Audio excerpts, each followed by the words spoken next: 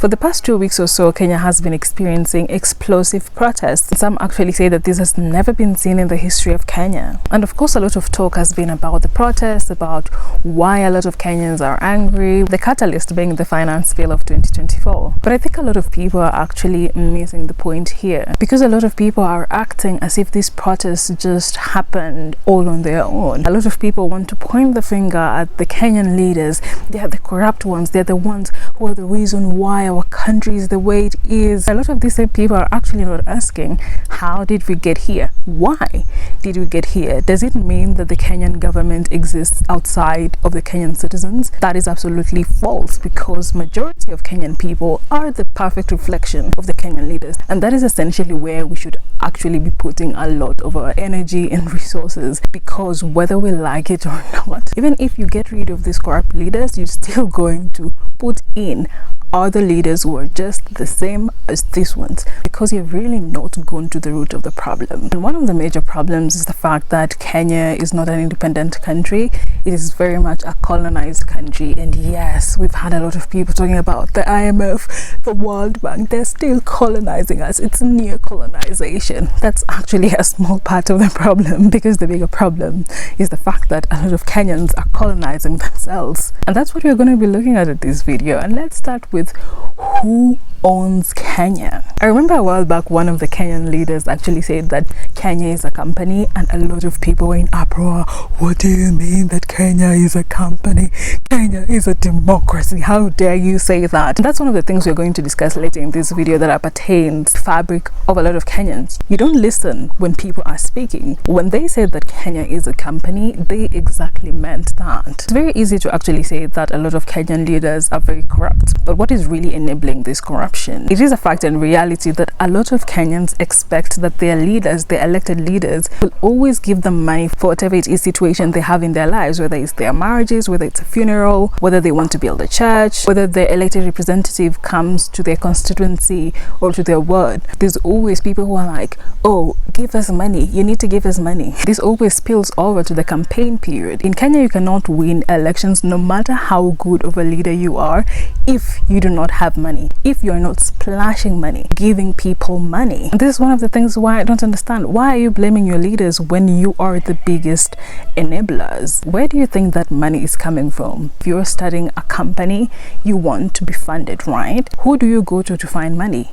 You go to investors. That's exactly the same thing that a lot of Kenyan leaders, Kenyan politicians do. You go look for someone that is going to give you money, that is going to help you, to fund your campaign. And in turn, if you get elected, your loyalties are not going to be the people that elected you to that seat, because remember, you paid them to get there. The people you're going to have your loyalties towards are the people that funded your campaign, and you have to ensure that you actually give them a return on the investment. Everything you do is for the good of your shareholder, of your investor. That's exactly why when you look at how even the Kenyan government reacted to these protests, they really didn't care, because what they were trying to tell you is that they don't answer to you, they answer to their shareholders, to their investors. I remember during the campaign period, a couple of people who were campaigning for elected seats, they went to the United States. Why do you think they did that in the middle of campaign period? They were going to look for investors, to look for shareholders. So when now you're complaining that, oh, we have a lot of American interests in Kenya, why do you think? If they invested their money in your political leaders, they need to get a return on their investment. So really, let's look at the structure of the Kenyan government, and let's juxtapose this to the structure of a company. So if you start at the bottom in a company, the people that really make a company are the consumers. Those consumers are akin to the Kenyan citizens. And when you go upwards, you have the employees in the case of a company, and in the case of Kenya as a company, we have the politicians. When you go upward, you find the company, and in case of Kenya, the political party. And from company, you go to the shareholders, and in case of Kenya as a company, you have the campaign funders. The leaders of the political party are the ones who ensure that they go around looking for money that is going to be used during campaigns, and that's how they recruit politicians who are going to be the face of the parties. And the job of these politicians, once they are elected, once they become elected representatives, their only job is to ensure that the interests that the political parties are telling them need to be put forward are put forward at whatever cost. And this is something that you even had the president said, at whatever cost. They do not care about you. They only care about ensuring that the interests of the campaign funders, of the real shareholders of the country, are met at whatever cost. They don't care about whether they're going to tax your cancer treatment, because if they have a campaign funder who produces equipment for cancer treatment, they want to get the maximum profit out of it. Then the reason why your leaders are not going to actually call you out on how you're enabling this corruption cycle is that this corruption actually helps them to have a lot of money in their pockets, and they can set up businesses here and there. They know very well that the biggest enablers of this corruption is the majority of the Kenyan people, but they do not want that corruption to stop, because they also benefit from it. So if you really want corruption to stop in Kenya, it has to start with everyday people. It has to start with you not demanding for money during campaigns, not demanding for money every single weekend, during a funeral, during a wedding, during this and that. The second reason why we are where we are today is that a lot of Kenyans are actually colonized by their sense of superiority and morality. A lot of people now are talking about how a lot of young Kenyans are tribeless, they're partyless,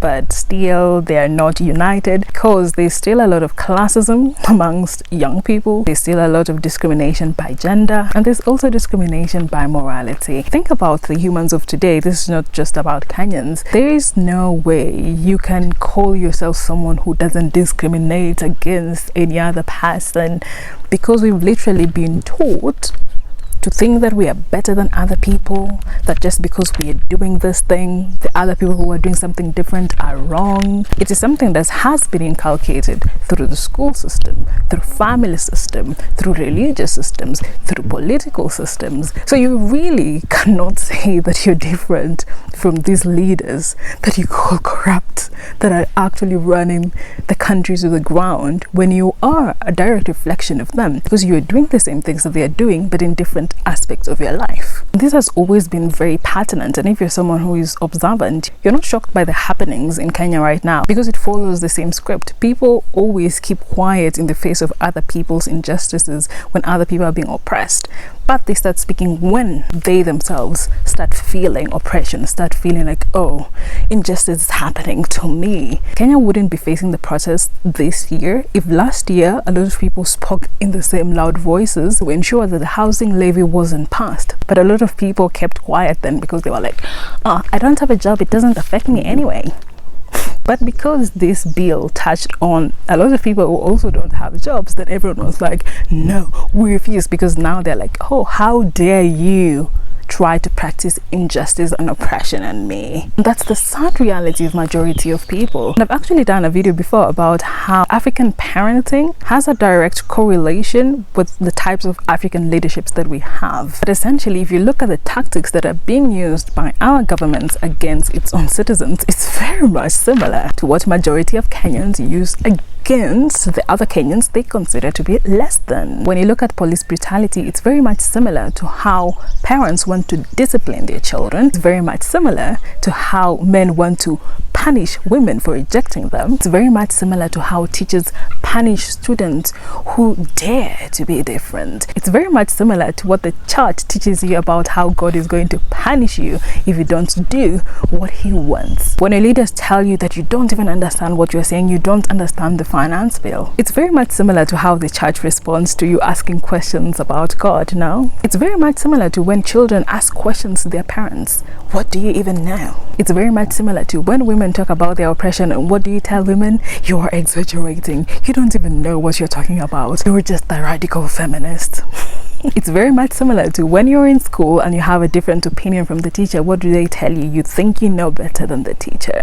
In addition to this, there is the colonization of morality. Kenyans like to actually put people into categories. Is this person good or bad? If something happens to you and they do not like you, they will find a justification of, but was this person a good person? If they decide that you are not a good person, then they say that everything that happened to you is very much justified. And this is exactly what happened a few months ago when women were being killed and Kenyans said, oh well, they were prostitutes, they deserved to die. But I'm very much surprised why a lot of these Kenyans were also shocked when their own president called them dangerous criminals. It's just the same script. Your president looked at you, wondered, how dare these people try I to tell me that I'm in the wrong?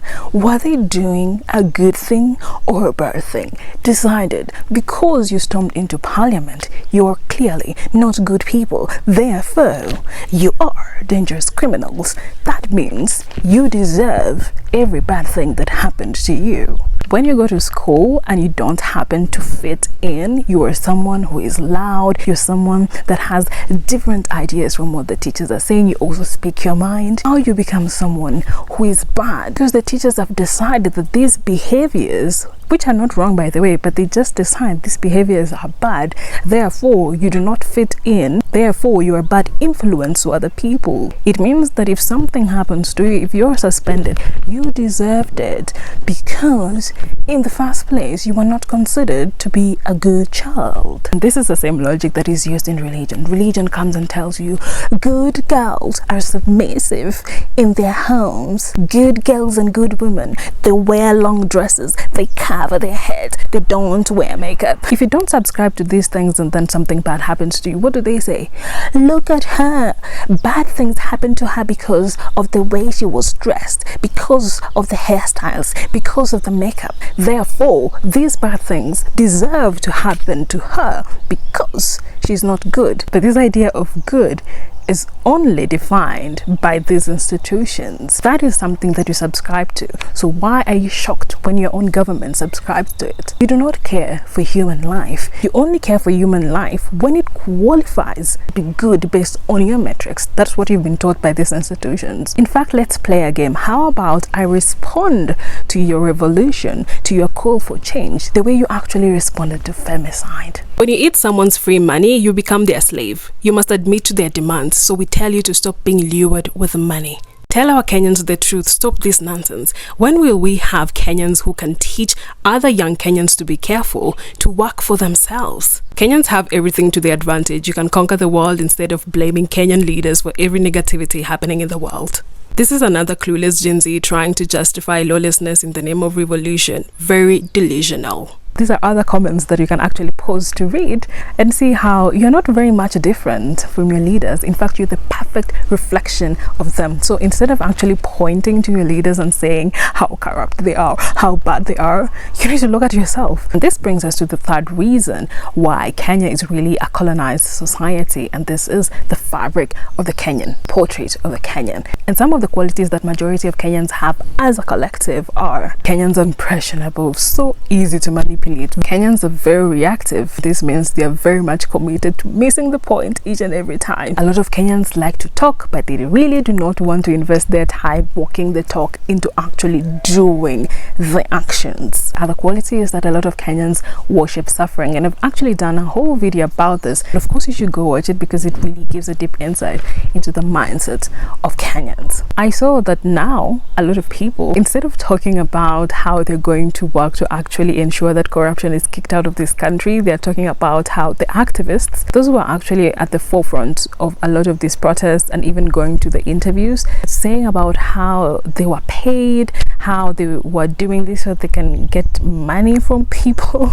And it really makes me laugh because it reminds me, this is one of the reasons why I even made that video about why I stopped being an activist, because there's something about trying to bring change for other people. Those same people will turn around and actually stone you. I've been watching the documentary about who killed Malcolm X, and it's just astonishing how the people that you're trying to fight for are the same people that will actually look at you as the enemy, and then they will look at the enemy and be like, that is my savior. There's actually an activist called Boniface Mwangi, and has been an activist for almost 20 years in Kenya. This guy literally gave his entire life to try and bring change to this country, and people dare say he's getting paid for these protests. He's even made a film called Softy, and I remember after watching that film, I really started asking myself about activism and being like, should I really spend my time trying to pioneer change, trying to use my voice for other people that don't even care about themselves? Or not even that, people who are actually going to look at you and say that you are the enemy when you're trying to help them, when you're trying to be their voice. So I decided that I'm going to focus on creating change in my own life. That is the biggest impact that I can actually live in this world. Living in a way that I want to, not a way that has been prescribed by society. That is my biggest activism. This other idea of, oh, talking about this, actually talk, it's not something that actually moves the needle. And that brings us to this idea of a lot of Kenyans just like a lot of talking and less action. And we've seen this over and over, and it creates performative activism. That's why a lot of companies are always engaging in greenwashing and this idea of diversity and inclusion just from the outside. Because honestly, that's what a lot of people like. They just want you to see you look like you're doing something even when you're not doing something. When this Reject Finance Bill protest started, I remember the church didn't say anything. For me, it was not a shock. I've always known that the church as an institution, religion, all these are just strategies and tactics that are actually used to manipulate people, and they're actually in the same bed with political institutions.